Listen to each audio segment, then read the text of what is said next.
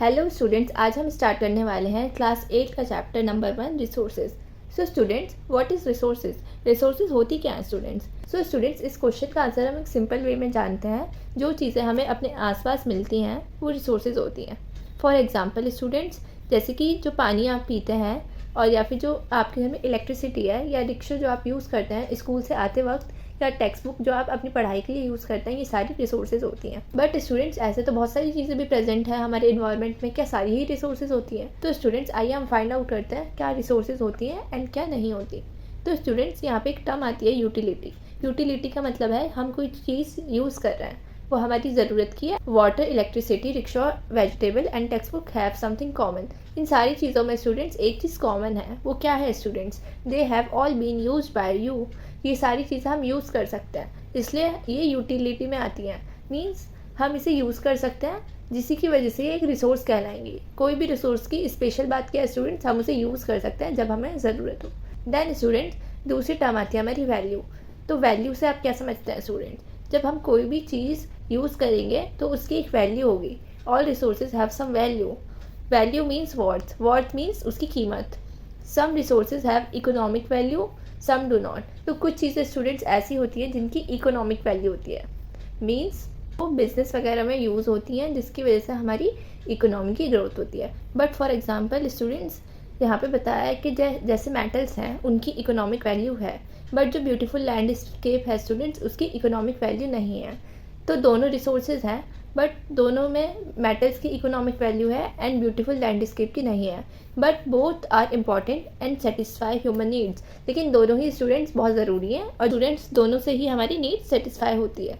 And students, कुछ ऐसी भी रिसोर्सेज होती हैं जिनकी इकोनॉमिक वैल्यू बाद में बनती है टाइम के साथ साथ। जैसे कि स्टूडेंट्स, एक एग्जांपल है यहाँ पे, जो आपकी ग्रैंड मदर की होम रेमेडीज़ होंगी, इस टाइम पे उनकी कोई कमर्शियल वैल्यू नहीं होगी। लेकिन अगर उसे कोई कंपनी पेटेंट यानी ख़रीद ले और उसे मेडिकल उस लाइन में जाके सेल करे तो उसकी इकोनॉमिक वैल्यू बढ़ जाएगी। Patent means student it's the exclusive right over an idea और इन्वेंशन। मतलब स्टूडेंट, जो भी वो चीज़ थी उस पर उनका एक्सक्लूसिव राइट हो गया, ऑफिशियल राइट हो गया। ये नहीं रहा कि ये आइडिया उनका है, अब उन्होंने उसे ले लिया है। Are you understand students what I am trying to say? Students, यहाँ पे टर्म दी गई है हमें टेक्नोलॉजी। टेक्नोलॉजी क्या होती है स्टूडेंट्स? किसी भी चीज़ की लेटेस्ट एप्लीकेशन, कोई भी काम करने के लिए या कोई भी चीज़ बनाने के लिए उसकी हाई एप्लीकेशन, हाई नॉलेज, तो वो होती है technology. Time and technology are two important factors that can change substance into resources. तो स्टूडेंट्स, क्या दो इंपॉर्टेंट फैक्टर हैं जो सब्सटेंस को रिसोर्सेज में बदल देता है? Time and technology. So students, जो पीपल हैं वो खुद भी बहुत इंपॉर्टेंट रिसोर्सेज हैं, क्योंकि उनके आइडियाज़, नॉलेज और उनके इन्वेंशंस एंड डिस्कवरीज़ की वजह से बहुत सारी इंपॉर्टेंट रिसोर्सेज क्रिएट हुई हैं। और एक डिस्कवरी और इन्वेंशन से स्टूडेंट बहुत सारी और चीज़ें इन्वेंशंस हुई हैं।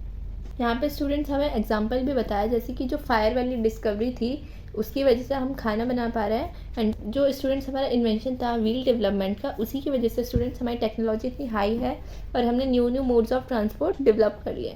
Technology to create hydro electricity, जो पानी से इलेक्ट्रिसिटी हम प्रोवाइड करवाते हैं, वो भी स्टूडेंट्स एक बहुत इंपॉर्टेंट रिसोर्सेज है। सो स्टूडेंट, ये जो सारी रिसोर्सेज हैं ये सब ह्यूमन ने इन्वेंट की गई है। ह्यूमन भी एक बहुत इंपॉर्टेंट रिसोर्स है। स्टूडेंट्स, अब हमारा टॉपिक है टाइप ऑफ रिसोर्सेज। तो कितने टाइप की रिसोर्सेज होती हैं स्टूडेंट्स हमारे पास? तो जनरली स्टूडेंट्स, हमने रिसोर्सेज को क्लासीफाई किया है natural, human made and human. तो ये 3 टाइप की रिसोर्सेज हैं स्टूडेंट्स। नेचुरल रिसोर्स पढ़ेंगे अब हम सबसे पहले। इसमें स्टूडेंट्स, आपको नाम से ही पता चल रहा होगा, नेचुरल रिसोर्सेज वो रिसोर्सेज होती हैं स्टूडेंट्स जो हमें नेचर से मिलती हैं। उसमें स्टूडेंट्स ज़्यादा मॉडिफिकेशंस यानी चेंजेस करने की ज़रूरत नहीं होती, हम उसे ऐसे ही यूज़ करते हैं। तो इन रिसोर्सेज को स्टूडेंट्स हम कहते हैं natural resource. The air we breathe, the water in our rivers and lakes, the soil, minerals are all natural resources. तो स्टूडेंट्स, आपको इन एग्जाम्पल से क्लियर हो गया होगा कौन कौन सी नेचुरल रिसोर्सेज हैं।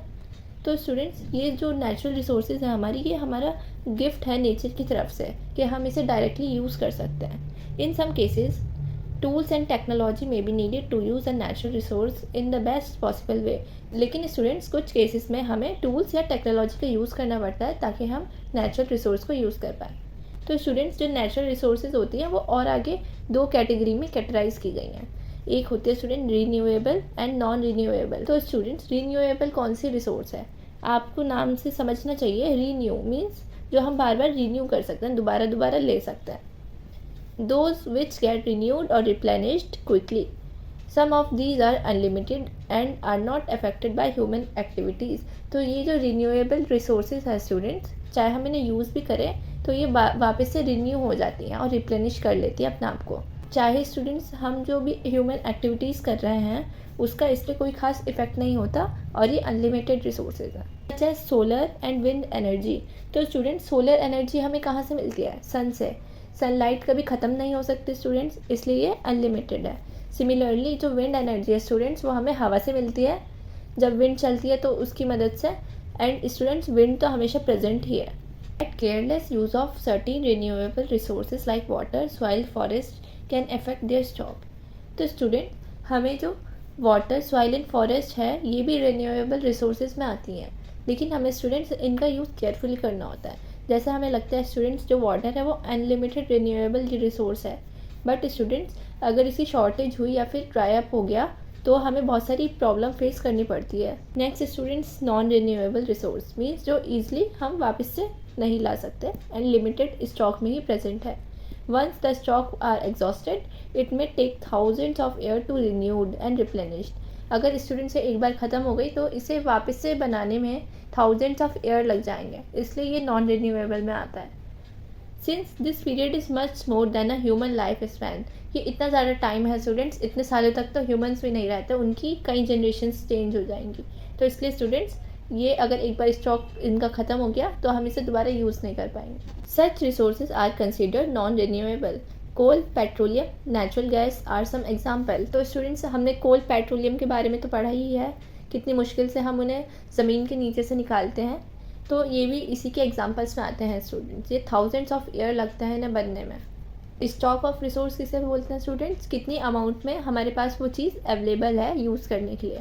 तो स्टूडेंट्स आपको यहाँ से क्लियर हो गया होगा ये सारी रिसोर्स कितनी इंपॉर्टेंट है, बट ये लिमिटेड स्टॉक में ही प्रेजेंट है। तो हमें स्टूडेंट्स ने केयरफुली यूज़ करना चाहिए ताकि ये नेचुरल रिसोर्सेज ख़त्म ना हो जाए। स्टूडेंट्स जो डिस्ट्रीब्यूशन है नेचुरल रिसोर्सेज की, ये किस चीज़ों पर डिपेंड करती है, मतलब जो नेचुरल रिसोर्सेज हमें कहाँ कहाँ मिलेंगी, ये डिपेंड करती है कुछ फिजिकल फैक्टर्स पे, जैसे कि टेरेन मतलब इलाका, क्लाइमेट, कैसा वहाँ का क्लाइमेट है, या एल्टीट्यूड कितनी ऊंचाई पे है या कितनी नीचाई पे है। तो ये स्टूडेंट्स इन सारे फैक्टर्स पे डिपेंड करती है हमारी नेचुरल रिसोर्स, मतलब किस एरिया में कैसी हमें रिसोर्स मिलेगी। The distribution of resource is unequal because these factors differ so much over the earth. तो स्टूडेंट्स इसलिए ही हमारा जो नेचुरल रिसोर्सेज मिलने का डिस्ट्रीब्यूशन है वो बहुत ज़्यादा अनइक्वल है।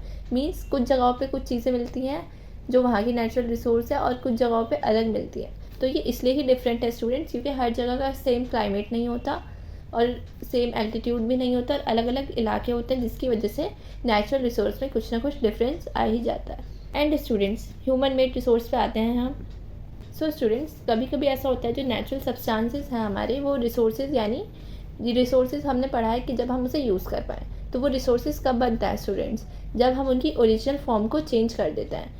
जैसे कि स्टूडेंट्स जो आयरन ओर है वो रिसोर्स नहीं है, जब तक कि जो स्टूडेंट्स लोग हैं उन्होंने सीखा नहीं कि उसमें से आयरन हम कैसे निकाल सकते हैं, क्योंकि जो आयरन ओर होती है स्टूडेंट्स वो एक रॉक की फॉर्म में होती है और उसमें आयरन हमारे कहीं कहीं पे प्रेजेंट होता है, तो हमें उससे स्टूडेंट्स निकालना होता है। People use natural resources to make buildings, bridges, roads, machinery and vehicles. तो स्टूडेंट जो लोग हैं उन्होंने नेचुरल रिसोर्सेज को यूज़ करके ये सारी चीज़ें बनाई, इन्हीं को स्टूडेंट्स हम कहते हैं human made resources. Technology is also a human made resource. तो स्टूडेंट जो हम इतनी टेक्नोलॉजीज़ यूज़ करते हैं ये भी ह्यूमन मेड रिसोर्स में ही आती हैं। तो स्टूडेंट्स आज हमने इतने टाइप की रिसोर्स पढ़ी, natural resource and human made resource. अब हमारी स्टूडेंट्स लास्ट बचती है ह्यूमन रिसोर्सेज, इसे हम फर्दर नेक्स्ट पार्ट में कंप्लीट करेंगे। आई होप स्टूडेंट्स आज हमने जितना भी चैप्टर पढ़ा है आपको क्लियर है। Thank you.